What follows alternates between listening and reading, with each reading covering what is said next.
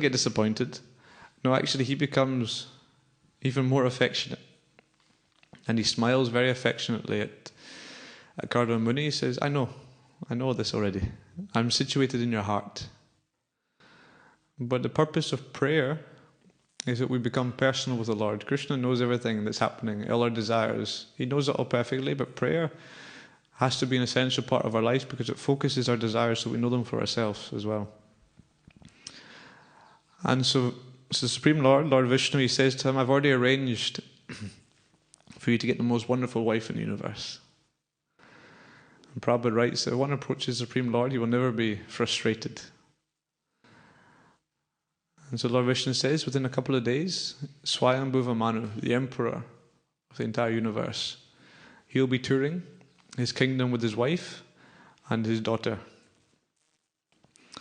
And his daughter will be suitable for you for marriage. And Lord Vishnu assures him, but you will never be overcome by the material influence, and in the end you will perfect your life, and even I myself will appear as your son. So the first lesson we can learn from here regarding the mode of goodness is how Kardama Muni, he has self-honesty. He's not someone trying to artificially pretend he doesn't have desires, because such activity, when we don't properly address desires that we have, these are symptoms of the modes of passion and ignorance. The mode of ignorance is simply causing harm to everyone, also to ourselves. The mode of passion is we're doing the right action but for the wrong reason. So we may try and live a life of renunciation, but not because out of necessarily purity of heart, but because we want some of the benefits which come along from such a life of renunciation. And without facing our internal desires, then ultimately we cannot sustain. Lord Brahma, he's situated in the mode of passion. Lord Shiva is in control of the mode of ignorance. But maintenance of this universe is undertaken by Lord Vishnu in the mode of goodness. And everyone knows maintenance is by far the hardest. Destroying something is very easy. Building something is fun. So there's some difficulty there, but you can put up with the difficulty because also it's not some short time frame. But to maintain something, this is the hardest. And same with our spiritual life. You can destroy your spiritual life very, very easily. It takes a bit more effort to begin your spiritual life, but there's some excitement, you're learning lots of new things, you feel some rapid change, but to maintain your spiritual life, that's where the difficulty comes. And that's why one must be situated in the mode of goodness. And so Kardama Muni, he understands that he does have desire for family life. He has some desire for worldly enjoyment, and therefore he engages in desire in an immensely healthy way. He approaches the Lord. And as we see from his life, as we look at the story, he perfects his life. The desire is not an impediment. It's how you deal with the desire which is the impediment. So as promised by the Lord, so the Lord, he leaves after giving these benedictions to Kardama Muni. And Kardama is left standing on the bank of the Saraswati, and all he can hear is the Samaveda being, as Garuda flaps his wings, the Samaveda reverberates. And he waits there, and exactly as the Lord says, 2 days later, Swayambhuva Manu appears with his wife and their daughter. And Swayambhuva Manu, he's not heard anything from Vishnu, but they've got their own plan, but actually it's all being organized by the Lord. And he goes and he sees the sage, and he sees that, of course, this sage, he has matted hair, deer skin. He's not looking particularly presentable for his daughter, who's a princess, but you can see that this is an unpolished gem, that he's actually glowing with such tejas. And Prabhupada writes in that purport, actually, that the brahmachari should look healthy and lustrous for one who wants to advance in spiritual life. It's an interesting purport. And so he approaches Kardama Muni and he offers his respect, because although Swayambhuva Manu is the emperor of the entire world, he understands that the Brahmana is my spiritual master. So he offers his respect to him. This is a penniless sage. And Kardama Muni, he's he also has immense appreciation for Swayambhuva Manu. He's not sitting there simply just, yes, you respect me. He then offers his respect in return to Swayambhuva Manu. And he says to him, it's only because of your service, the way you're looking after this entire universe, that you're cutting out all rascals, all thieves, criminals. It's only because of your leadership that I can actually engage in my penance and austerity, in my study of the Shastra. And simultaneously, Swayambhuva Manu, he starts glorifying him. He says, well, unless I get darshan of such sages like yourself, then my life is completely lost. Only by your guidance can I understand where I'm going. So they very nicely appreciate each other. It's very beautiful, actually. And then even Swayambhuva Manu, he says that actually the Supreme Lord, he protects both of us through each other. That the Brahmanas protect the Kshatriyas and the Kshatriyas protect the Brahmanas. And the second point we can learn here about the mode of goodness is the mode of goodness means appreciation, mutual appreciation. His Holiness Jayadvaita Maharaj would refer to the society as a mutual appreciation society. And actually this is a symptom of one who wants to advance in spiritual life, is that we can appreciate the service of others. If we cannot appreciate the service of others, it means we're still very much on the neophyte platforms of devotional service, because simply we are at the centre. I am the one. One devotee explained, and I relate to this quite a lot. He said, initially when I joined, I thought these guys are very, very lucky to have me. The service I'm doing is revolutionary. But over time I realised, no, actually I'm very lucky to be allowed to be in the association with such exalted Vaishnavas, and all Vaishnavas are exalted. We have to come to that level of seeing all Vaishnavas exalted. On Jamashtami festival, we had a nice conversation. There was a group of devotees with His Grace Kartik Chandra Prabhu, and he was sharing one pastime from Bhaktisiddhanta Maharaj. The brahmacharis had approached Bhaktisiddhanta Maharaj, and I'd asked him for some advice, I think, on how to live in community. It's often a question which comes up, how to actually live in association of devotees. And Srila Bhaktisiddhanta Saraswati Prabhupada, he said, associate with each other in good measure. So they were a little bit confused. What does this mean? So after asking other senior God brothers, they got encouraged to go and speak to Prabhupada again. And he said, very simple, not too much, not too little. If you associate too much without nourishing your own spiritual life, it means you become unhealthily dependent upon another. They're simply, I see these devotees are my friends, I feel happy being with them simply as friends. But if they were to leave or move country or move ashram, then that would completely destabilize my spiritual life.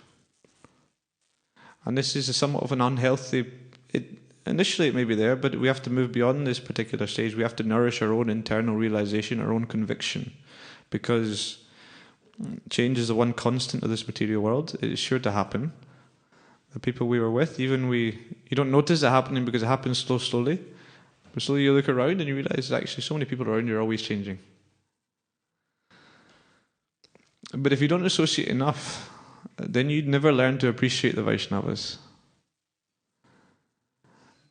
And the spiritual world is a place full of Vaishnava appreciation. One thinks that the service being offered by all these other devotees is so much greater than what I can ever do. And that's the mood of how to actually offer a service which is pleasing to Krishna. Even it's described how the topmost devotee of the Lord, Srimati Radharani, she wants to place other devotees towards Krishna, thinking that the service they're doing is so great. So the second lesson we can learn from Kardama Muni about how he is situated in the mode of goodness is that we have to develop a mood of appreciation. It may not be there naturally, but if you serve with devotees and make an effort to serve with different devotees, even devotees who you might not necessarily feel that you want to serve with, then you see that anyone who remains within practicing devotional service, they're taking on austerity. And when you appreciate the austerity someone's taken on, you may not appreciate other aspects of their character or ways they act, or even the outcome of their service, but if you appreciate the austerity they've done for Srila Prabhupada, then you become unified. And your spiritual life also flourishes. So this is the second point. So then Swayambhuva Manu, he approaches Kardama Muni, and Kardama asks him, "My dear king, what can I do for you?" And the king, he says, "My mind is disturbed. My daughter, she is at a marriageable age, and she's looking for a husband. And she's heard from Narada Muni about your exalted qualities, and her mind is fixed upon you." And he doesn't know that Kardama Muni has already requested a wife. So he tries to play the game a little bit, and he says, "I've heard you've not taken vows of lifelong renunciation. And moreover, my daughter, she is most highly qualified. You can't come from a more qualified family than Swayambhuva Manu. Your brother is King Uttanapad and King Priyavrata. So exalted, actually. And even he describes her how beautiful she is, just to entice her. He says, even some Gandharvas, they're flying by, and they seen her on the roof of the building, and they fell from the airplane, simply her beauty was so much." And he says to Kardama Muni, if one rejects an offer which comes of his own accord, then this is not so good. It's better to accept an offer which comes of his own accord than later have to go and beg from a miser, because that will lower your position. And Prabhupada describes, actually, this is the highest type of marriage, is that the father will offer the daughter in charity to a suitable husband. This is the highest type of marriage according to Prabhupada in the Vedic understanding. So Kardama Muni, he graciously accepts, knowing this to be the plan of the Lord, but before he accepts, he contemplates. And again, this is another symptom of the mode of goodness, is that he understands that will this wife be good for my spiritual life? Because before entering any serious decision in life, mode of goodness means to think of the long-term plan. Mode of goodness means long-term. Mode of passion means what will gratify me now. Mode of goodness means what will bring about ultimate happiness for both myself and for my wife. And so he sees that, yes, she's highly qualified. Also, she's attracted to him, he's attracted to her. Therefore, they're a suitable match. So, mode of goodness very much means no rash decisions. Hard decisions which you can live with rather than easy decisions you cannot live with. But he makes a condition to Swayambhuva Manu. Just as the Lord has told him, he says, "Yes, I will marry your daughter, but as soon as we come together and she is pregnant, then I will leave." So another symptom of the goodness, Jai Shishi Radha Gokulananda Ki. So another symptom of the mode of goodness, again, understanding long term, is that one always has an escape plan. This material world is not our home, and therefore we have to have a plan how to escape. To expect to simply receive mercy by accident, Prabhupada says, it's like trying to receive a university degree without going to university. Sometimes people get it, sometimes people get an honorary degree, but you cannot sit back doing nothing and expect to get an honorary degree. If you want a degree, you should go to university. So this is pragmatism.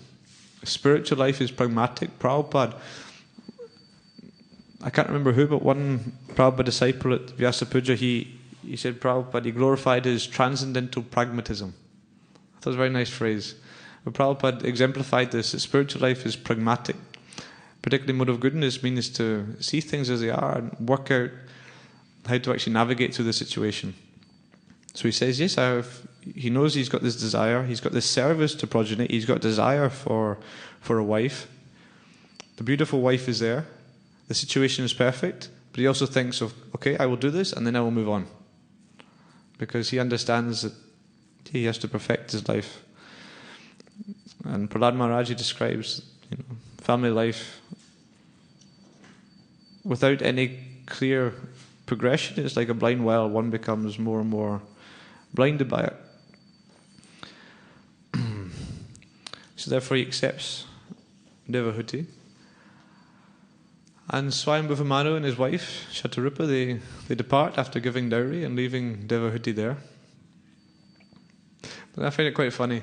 And then you think, okay, now's the time for honeymoon, celebration, all these things. But at this stage, Kardama, I think he's still in his bit of tapasya consciousness. So nothing changes. Before Swayambhuva Manu came, he was sitting offering obeisances to the fire. They arrange, he gets given a wife, they leave, and he continues doing these things. And Devahuti, she's so exalted. She's a princess. She's been raised in the most opulent circumstances. But she humbly serves her husband.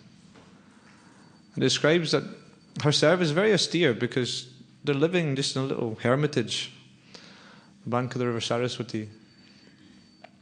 And she becomes emaciated and thin and weak from all this service, but she never complains once, because she understands how exalted her husband is no ordinary person. Her husband is actually had darshan of the Lord.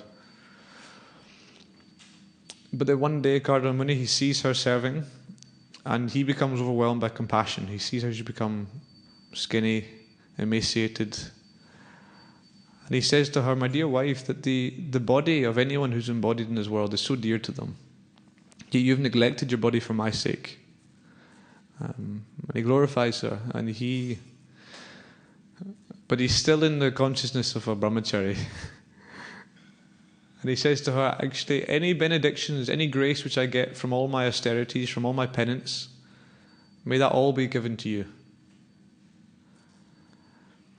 And Devahuti, she's very grateful, but still naturally she has other plans in mind. And she says to him, my dear husband,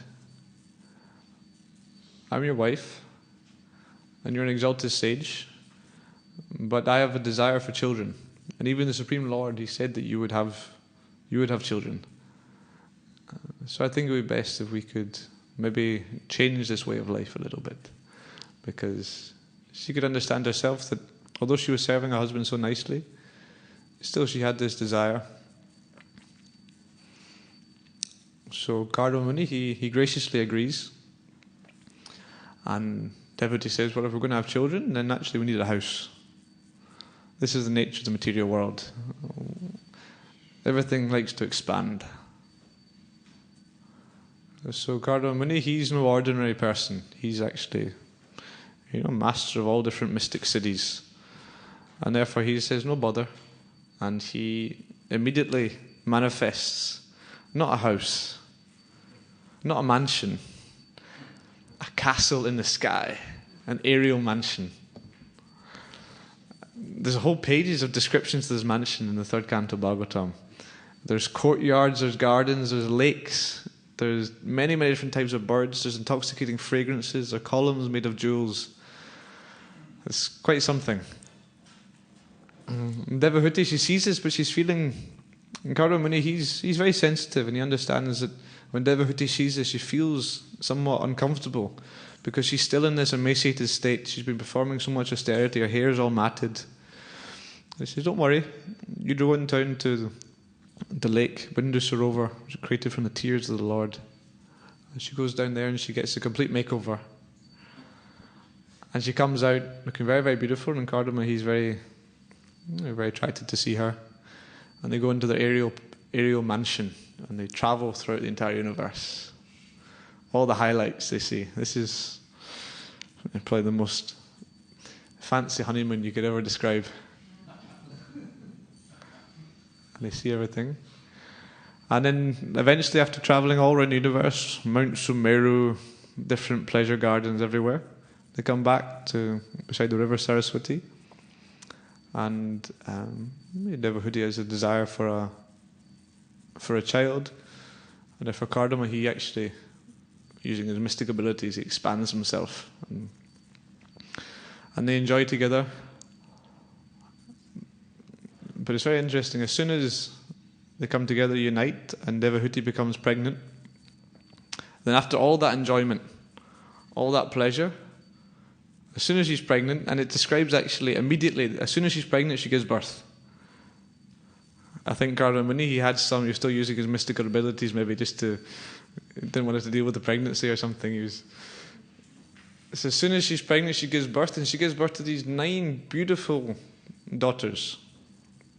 He even describes the smell of their limbs is like a red lotus flower. They're very exalted. So Kardama, he's enjoyed in all this way, and finally his daughters are here.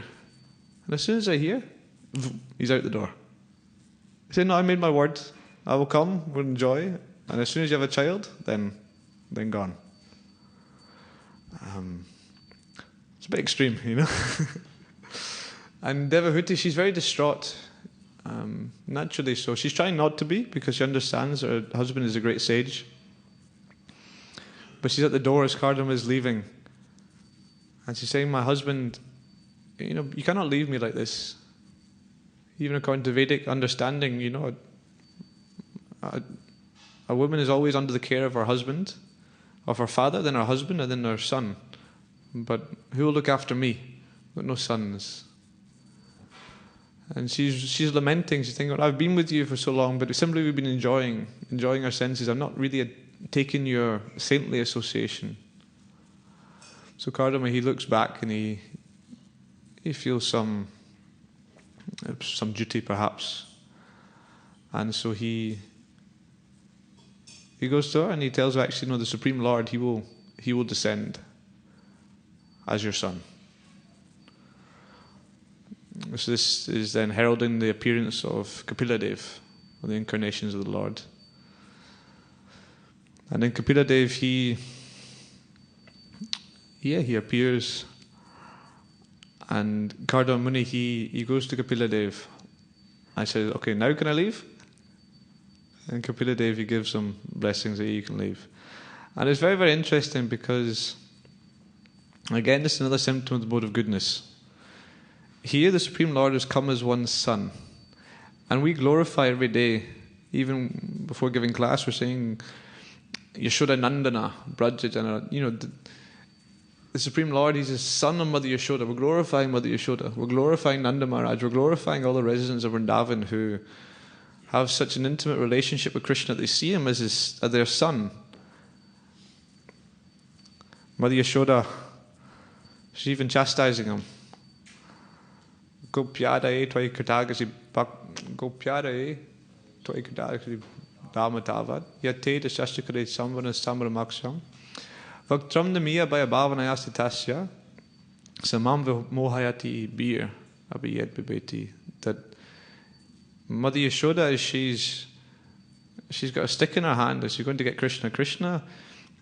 He's looking down, his face is downtrodden, and the black ointment around his eyes is being smudged from his tears. And Kunti Devi, she's making this prayer that she's bewildered because fear personified is afraid of Krishna, but Krishna's afraid of Mother Yashoda. So always we're hearing these glorifications of Krishna's mother, Krishna's father. There's one verse, I don't know who it's from, Prabhupada will quote this a lot, that other people do all this austerity, meditation, read the Vedas. Simply, I'm going to worship Nanda Maharaj, in whose courtyard the Supreme Personality of Godhead is playing as a child. And this is our mood. And this is the mood of the Bhagavatam. But here, Kardama Muni, he gets the Supreme Lord as his son, and straight away he asks for benedictions to leave. So why is this? Well, it's another symptom of the mode of goodness, is that actually Kardama Muni realizes he's not on that platform. Mother Yashoda, she has no material contamination whatsoever. Nanda Maharaj has no tinge of any sort of material sense enjoyment. These are completely pure devotees. Simply the pleasure of Krishna is the only thought in their mind. There's no other distraction. Just like the Ganges flows to the sea, all their thoughts are about the pleasure of Krishna. And therefore their service is so exalted that Krishna allows them to perform as his father, as his mother. And he, using Yogamaya, she covers their knowledge of who Krishna is so that they can relate to him in this way. But Kardama Muni, he's not on this level. And therefore he knows that if he starts relating to Kapila Dev in parental affection, actually it will not be pure devotional service. Actually it will not be so beneficial for his spiritual life. It's very interesting. Kapila Dev also knows this. And so Kapila Dev tells him, yes, you live as a mendicant, you travel around, don't stay in one place more than 3 days. And by doing this, by showing compassion to all living entities, you will see me in everybody's heart. And this is what happens in Kapila Dev. Kardama Muni, he leaves and he perfects his life, he goes back to Godhead. So it's another symptom of the mode of goodness, means to realize what level we're on. We start acting like Mother Yashoda whilst we still have material desires. This is going to really screw up our spiritual life. So everyone gets a personal treatment in spiritual life. Even I was at the doctor's yesterday with another devotee. Very good doctor, Ayurvedic doctor. It was interesting. Beforehand we were discussing some of the things we wanted to get advice from the doctor, and some of our symptoms are quite similar. But the advice she gave was very different, because actually the problems we had were different. So this is a real doctor, that they actually address the root cause. So in spiritual life it's the same. We may look like we're similar positions to other people, but actually the anarthas we have are different for everybody. And therefore Krishna, through the spiritual masters, are going to give us a different process of purification. So like this is sort of an overview of the life of Kardama Muni. Some points we discussed about him being situated in the mode of goodness was initially his honesty. I have these desires, and he engaged with them in a very healthy way. Then his mutual appreciation, how he could appreciate also the service of other Vaishnavas. This is a symptom of the mode of goodness. Thirdly, before he engaged in a big life decision, he very much did not act rashly, but assessed the entire situation, thinking of his overall welfare, and also planned for how to actually move beyond that situation. And finally, he never acted beyond his level. He knew which level he was on, and he knew the process of purification by which he could perfect his life. So these are all things that if we accept them in our life, will allow us to sustain one's devotional service, because we're here to give this entire life to Prabhupada, not to give 10 years to Prabhupada. Prabhupada's got a worldwide revolution which he's bringing about, and we get the option to be part of it. But if we're going to be part of it, we need to make sure that we're still here. And we're going to be here actually if we come to the mode of goodness. So these are some thoughts here. Perhaps if any devotees have any other comments, any questions you'd like to make, then we can discuss. Yes, please, Mataji. I think the microphone, is it dead? Or it's got life? It's been reincarnated to the microphone. I think Mataji speak first.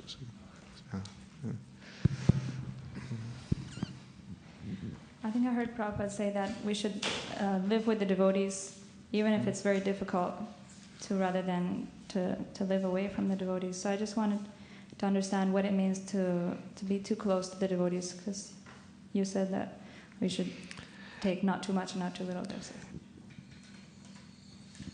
Yeah, we have to become entirely dependent upon the Vaishnavas.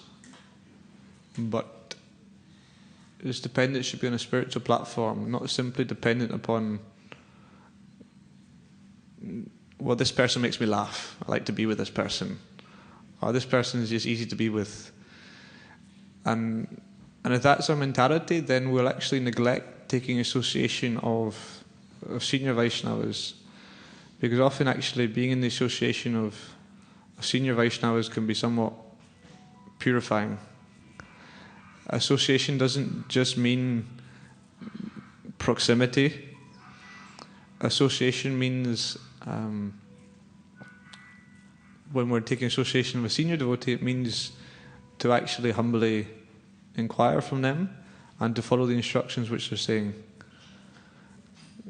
So we should be entirely dependent upon this sort of association, but the association I was saying we should be less dependent upon is simply, okay, these are my friends, because then they will go through their challenges in their spiritual life, and friendship is essential. But if our spiritual life is simply, if the basis of our spiritual life is simply friendly relations without any actual philosophical knowledge of what we're doing, then Krishna, he will rock the boat. Krishna likes to rock the boat because Krishna wants to come to a platform of purity. So he will shake up our situation to make us... Same with anything. If we think my spiritual life is based off of being part of an organisation or an institution, these things are maybe initially, but Krishna will shake up the boat until we get to the stage where we realise, no, my spiritual life is actually how much taste I have for the holy name, how much taste I have for reading Srimad Bhagavatam, how much taste I have for sharing Krishna consciousness, the real essence of spiritual life. Is that okay? Hare Krishna, I just wanted to clarify if I understood correctly. So you said that the reason why Kardama Muni left when Lord Kapila appeared was because he didn't feel qualified to associate with him? From the Bhagavatam, it's describing that he still has more purification to undergo. But also, I've not heard so much about Lord Kapila Dev, but these sorts of fatherly, motherly relationships perhaps are not so much appropriate in that particular incarnation of the Lord. Because as soon as he's born, actually, he's already giving philosophy, Kapila Dev. When Krishna appears, Krishna allows his mother to, he initially can't walk, and he rolls over and he learns to walk, and then he goes with the cows. So he allows his devotees to experience this Vatsalya Ras. Kapila Dev, he's more here for business. He says, I've come to teach Sankhya Yoga and to explain, the difference between matter and spirit for the overall upliftment of society. So you can't really, your feelings of parental affection there are not going to be so much nourished anyways. So I think multiple reasons are there. Thank you so much. Hare Krishna. Yes, Karan Prabhu. Perhaps someone could pass the microphone.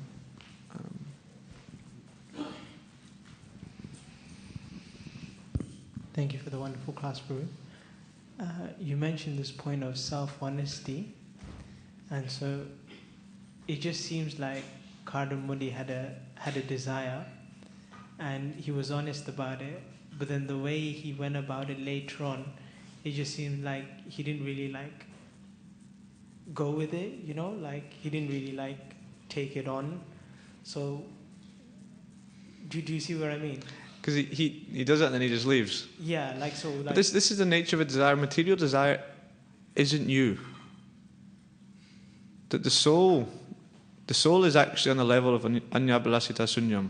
That's the level of the soul's desiring pure devotional service. And all these other material desires, these are somehow, Kama Esha, Krodha Esha, Rajagun. This is coming from this contact with material energy. So, but he has some tinge of this desire, and also he's been given the instruction to progenate. Brahma wants. So he's thinking, well, it's there. But it's not like that desire is completely encompassing him. Because even it's described when he gets that benediction, when Swayambhuva Manu says, yeah, please, my daughter's here, get married. He says, then he leave, and Kardama Muni, he smiles to himself, thinking of Lord Vishnu. It's very interesting reading that. It's like, normally if someone just said, okay, you're waiting to get married to this girl, and she's the most beautiful girl in the world, you're going to start thinking of her straight away. But he's not at all on that level. It's like this small little desire, and he can also utilize it in service to his spiritual master. So he does it, and then he, moves on. But he really goes for it, It's like aerial mansion, and even it's like he says, Lord Vishnu says, you just have to, make Devahuti pregnant once. but he actually expands himself 9 times and gives her 9 daughters. So he puts some energy into it as well, you know.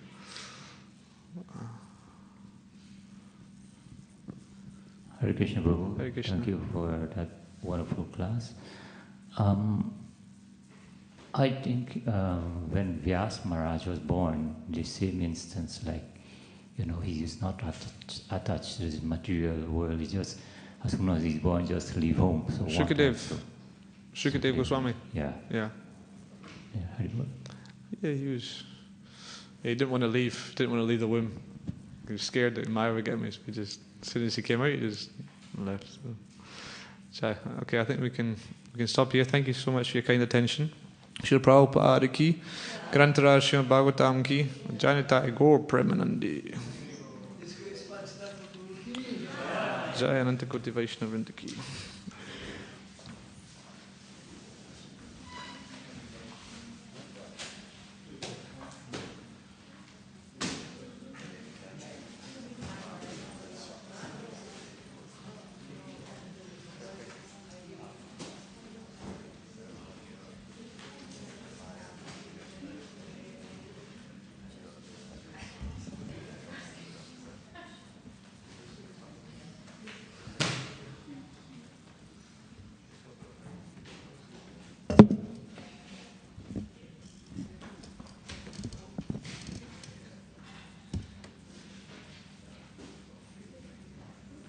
Hare Krishna, Krishna. Hare Krishna, Krishna Krishna, Hare Hare, Hare Rama, Rama Rama, Hare Hare, Hare Krishna, Krishna Krishna, Hare Hare, Hare Rama,